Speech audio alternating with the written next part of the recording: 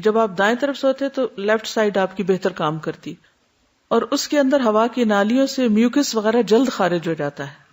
یہی وجہ ہے کہ ایسے مریض جن کو بلغم کے جمع ہونے کی بیماری ہو انہیں دائیں کروٹ لیٹنے کا مشورہ دیا جاتا ہے تاکہ مزید پیچیدگیاں پیدا نہ ہوں.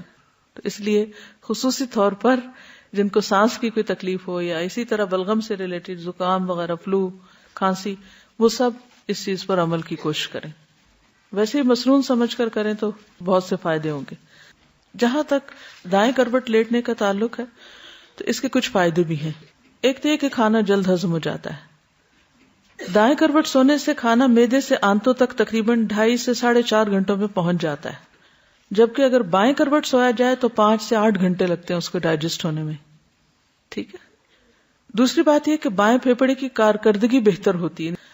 بعض لوگوں کو بچپن سے الٹا لیٹنے کی عادت ہوتی ہے، اور اس میں بھی ماؤں کا بہت بڑا قصور ہے، کیونکہ بچے الٹا لیٹ کے جلدی سو جاتے ہیں تو پھر وہ ان کو الٹا ہی سنانا شروع کر دیتے ہیں، کس طرح ڈرتے نہیں ہیں اور سوئے رہتے ہیں.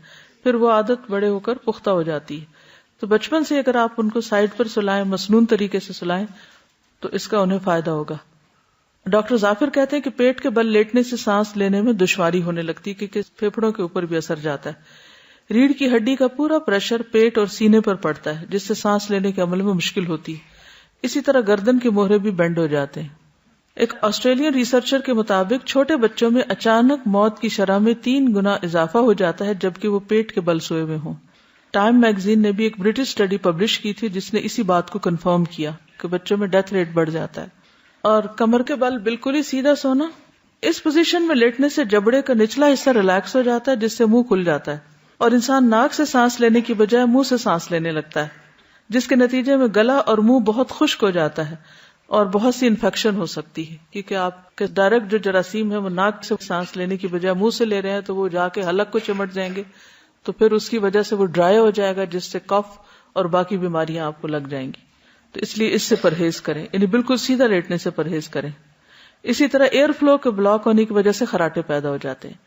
اور بائیں کروٹ پہ سونا جو ہے، اس پوزیشن میں دل پہ بہت پریشر پڑتا ہے، کیونکہ دل بائیں جانب ہے تو سارا بوجھ اس پہ آ جاتا ہے، کیونکہ دائیں پھیپھڑا جو نسبتاً بڑا ہوتا ہے وہ دل کے اوپر آ جاتا ہے.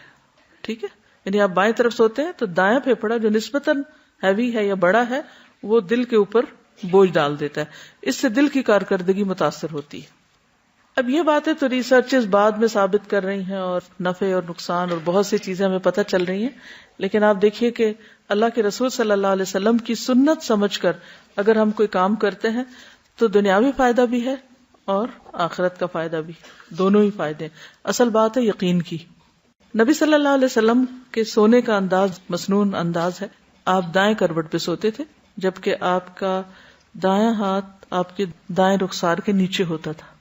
ٹھیک ہے، اور باقی اعضاء تھوڑا خم کھائے ہوئے ہوتے تھے، یعنی بالکل اس طرح لیٹ کے اسٹریٹ نہیں ہوتے تھے بلکہ خم کھائے ہوئے ہوتے تھے.